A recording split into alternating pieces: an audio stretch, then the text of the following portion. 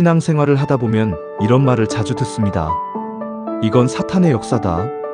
마귀가 역사했다. 귀신이 틈탔다. 물론 성경은 사탄의 존재를 부정하지 않습니다. 예수님도 광야에서 사탄에게 시험을 받으셨습니다. 예수님은 귀신 들린 사람들을 고치셨고 사도들도 영적 전쟁을 말했습니다. 그러니 기독교 신앙은 영적 세계를 엎는 것처럼 말하지 않습니다. 사탄의 역사도 있습니다. 마귀의 유혹도 있습니다. 악한 영의 공격도 있습니다. 우리는 이것을 가볍게 여기면 안 됩니다. 그런데 문제는 여기서 한 걸음 더 나갈 때 생깁니다. 모든 문제를 마귀의 역사로만 보는 신앙입니다. 모든 갈등을 귀신의 역사로만 해석하는 신앙입니다. 모든 죄와 실패를 사탄의 공격으로만 설명하는 신앙입니다. 이건 굉장히 위험합니다. 왜냐하면 이렇게 되면 어느 순간 신앙이 하나님 중심이 아니라 마귀 중심으로 흘러가기 때문입니다. 입으로는 하나님을 믿는다고 하면서 실제로는 하루 종일 마귀 이야기만 합니다. 하나님이 무엇을 하시는지보다 마귀가 무엇을 하는지 더 많이 말합니다. 하나님의 주권보다 사탄의 활동을 더 크게 느낍니다. 이렇게 되면 영적 분별처럼 보이지만 사실은 영적 과잉 해석이 될 수 있습니다. 누군가 거짓말을 했습니다. 그런데 너무 쉽게 말합니다. 마귀가 역사했네. 누군가 욕심을 부렸습니다. 그런데 또 말합니다. 악한 영이 틈탔네. 누군가 공동체를 흔들고 사람을 상처 입히고 자기 이익을 위해 거짓말을 했습니다. 그런데 그 모든 일을 귀신의 역사라고만 말합니다. 물론 그 안에 악한 영적 영향이 있을 수 있습니다. 그러나 그것만 말하면 안 됩니다. 왜냐하면 성경은 사탄의 역사를 말하면서도 인간의 책임을 지워주지 않기 때문입니다. 죄는 단순히 당한 일이 아닙니다. 죄는 내가 마음을 내어준 일입니다. 이 말이 중요합니다. 우리는 죄를 지을 때 늘 이렇게 말하고 싶어 합니다. 어쩔 수 없었다. 상황이 그렇게 만들었다.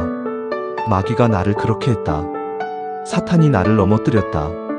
그런데 성경은 죄를 그렇게만 설명하지 않습니다. 유혹은 밖에서 올 수 있습니다. 그러나 그 유혹을 붙잡는 것은 내 안의 욕심입니다. 사탄은 속일 수 있습니다.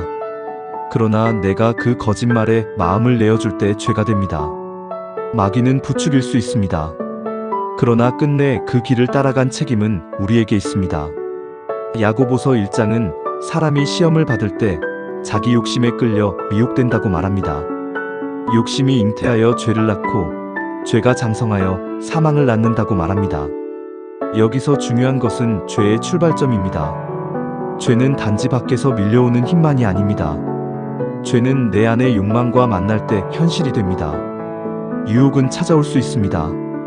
그러나 죄는 그 유혹에 마음을 내어줄 때 시작됩니다.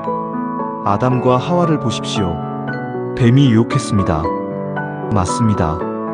뱀은 하나님의 말씀을 왜곡했고 인간의 마음에 의심을 심었습니다. 그러나 선악과를 먹은 것은 아담과 하와였습니다. 그들은 단순한 피해자만이 아니었습니다. 하나님의 말씀보다 자기 욕망을 선택한 책임 있는 존재였습니다. 가인도 그렇습니다. 죄가 문 앞에 엎드려 있었습니다. 그러나 아벨을 죽인 것은 가인이었습니다. 하나님은 가인에게 이미 경고하셨습니다. 죄가 너를 원하나 너는 죄를 다스릴지니라. 그런데 가인은 죄를 다스리지 않았습니다. 죄의 충동에 자신을 내어주었습니다. 다윗도 그렇습니다. 밧세바를 본 순간이 있었습니다. 유혹의 순간이 있었습니다. 그러나 그 이후의 선택은 다윗의 책임이었습니다. 사람을 보내고 여인을 데려오고 우리아를 속이고 결국 죽음으로 몰아넣었습니다.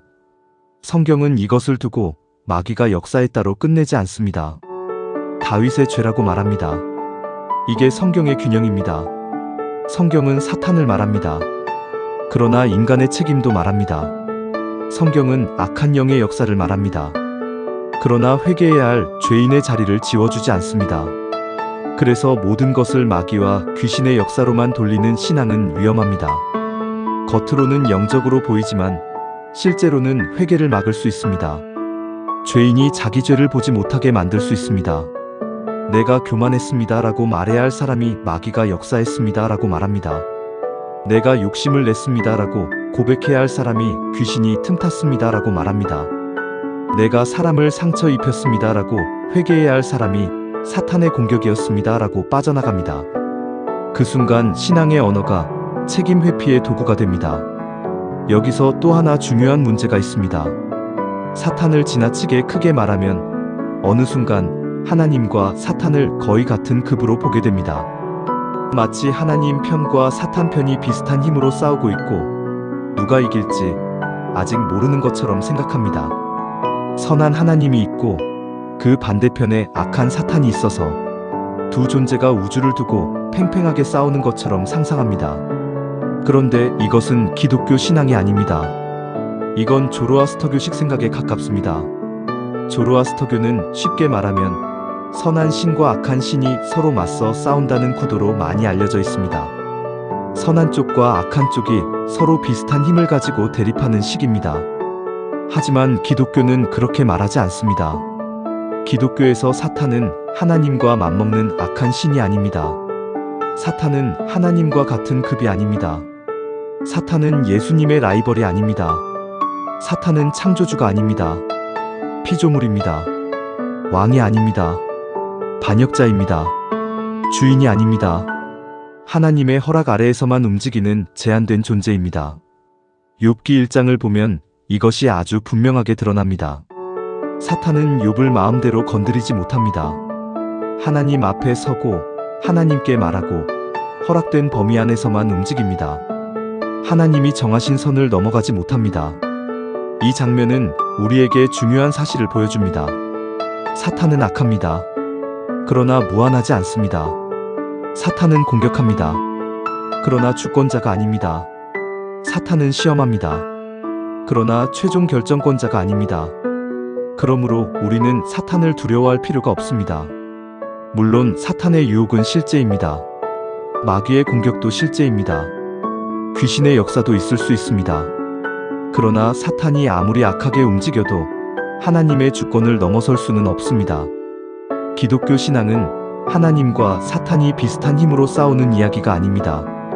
기독교 신앙은 하나님이 왕이시고 사탄은 이미 패배한 반역자라는 이야기입니다. 그러므로 우리는 두 가지를 동시에 붙들어야 합니다. 하나는 사탄을 가볍게 여기지 않는 것입니다. 악은 실제입니다. 유혹은 실제입니다. 사탄의 공격도 실제입니다. 죄는 사람을 무너뜨리고 공동체를 깨뜨리고 영혼을 병들게 합니다. 그러니 우리는 영적 전쟁을 무시하면 안 됩니다. 그러나 동시에 사탄을 과장하지도 말아야 합니다. 사탄을 과장하면 하나님이 작아집니다. 귀신의 역사를 지나치게 말하면 하나님의 주권이 흐려집니다. 모든 것을 마귀의 역사로만 해석하면 어느 순간 우리는 하나님보다 마귀를 더 두려워하는 사람이 됩니다. 그건 성경적 신앙이 아닙니다. 성경적 신앙은 이렇게 고백합니다. 사탄은 실제로 존재합니다. 그러나 사탄은 하나님의 주권 아래 있습니다. 귀신의 역사도 있을 수 있습니다. 그러나 모든 것을 귀신 탓으로 돌릴 수는 없습니다. 유혹은 밖에서 올 수 있습니다. 그러나 죄에는 내 욕망과 내 선택과 내 책임이 있습니다. 이 균형이 무너지면 신앙은 두 방향으로 병들 수 있습니다. 하나는 영적 세계를 완전히 무시하는 것입니다. 모든 것을 심리, 환경, 구조, 성격으로만 설명하고 사탄의 유혹과 죄의 영적 본질을 보지 못하는 것입니다. 또 하나는 모든 것을 영적 현상으로만 몰아가는 것입니다.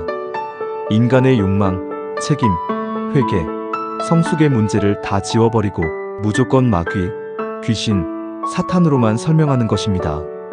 둘 다 성경적 균형은 아닙니다. 성경은 악을 현실적으로 봅니다. 그러나 악을 하나님과 같은 급으로 올려놓지 않습니다. 성경은 사탄의 유혹을 말합니다. 그러나 인간의 죄책을 지워주지 않습니다. 성경은 영적 전쟁을 말합니다. 그러나 그 전쟁의 최종 승리가 누구에게 있는지도 분명히 말합니다. 십자가는 사탄이 강하다는 증거가 아닙니다. 십자가는 사탄이 이미 패배했다는 선언입니다. 부활은 악이 마지막까지 버틸 수 없다는 하나님의 승리입니다. 그러므로 우리는 사탄을 두려워하며 사는 사람들이 아닙니다. 동시에 죄를 가볍게 여기는 사람들도 아닙니다. 우리는 마귀 탓으로 도망가지 않고 하나님 앞에서 정직하게 회개하는 사람들입니다. 한국교회가 회복해야 할 언어도 여기에 있습니다. 무조건 마귀가 역사했다고 말하기 전에 먼저 물어야 합니다. 내 안에 욕심은 없었는가? 내 안에 교만은 없었는가? 내 안에 두려움은 없었는가? 내가 붙잡고 싶었던 권력은 없었는가? 내가 내려놓지 못한 인정 욕구는 없었는가? 내가 회개해야 할 죄를 사탄의 역사라는 말 뒤에 숨기고 있지는 않은가? 사탄을 말하는 신앙은 필요합니다. 그러나 사탄 탓만 하는 신앙은 위험합니다. 귀신의 역사를 부정하면 안 됩니다. 그러나 모든 것을 귀신의 역사로만 보는 것도 위험합니다. 기독교 신앙은 마귀를 크게 보는 신앙이 아닙니다. 하나님의 주권을 크게 보는 신앙입니다. 기독교 신앙은 책임을 회피하는 신앙이 아닙니다. 하나님 앞에서 죄를 인정하고 은혜 안에서 다시 일어나는 신앙입니다. 사탄은 하나님의 라이벌이 아닙니다. 마귀는 예수님의 상대가 아닙니다. 악은 하나님의 주권밖에 있지 않습니다. 그리고 죄는 마귀에게 떠넘길 수 있는 핑계가 아닙니다. 우리가 붙들어야 할 것은 두려움이 아닙니다. 하나님의 주권입니다. 우리가 회복해야 할 것은 마귀에 대한 과잉 해석이 아닙니다. 정직한 회개입니다. 우리가 바라보아야 할 것은 사탄의 활동이 아닙니다. 이미 십자가와 부활로 승리하신 예수 그리스도입니다. 사탄을 부정하지 마십시오. 그러나 사탄을 과장하지도 마십시오. 죄를 가볍게 여기지 마십시오. 그러나 죄를 마귀 탓으로만 돌리지도 마십시오. 하나님은 여전히 주권자이십니다. 그리고 그 하나님 앞에서 정직하게 회개하는 사람은 다시 은혜 안에서 일어설 수 있습니다.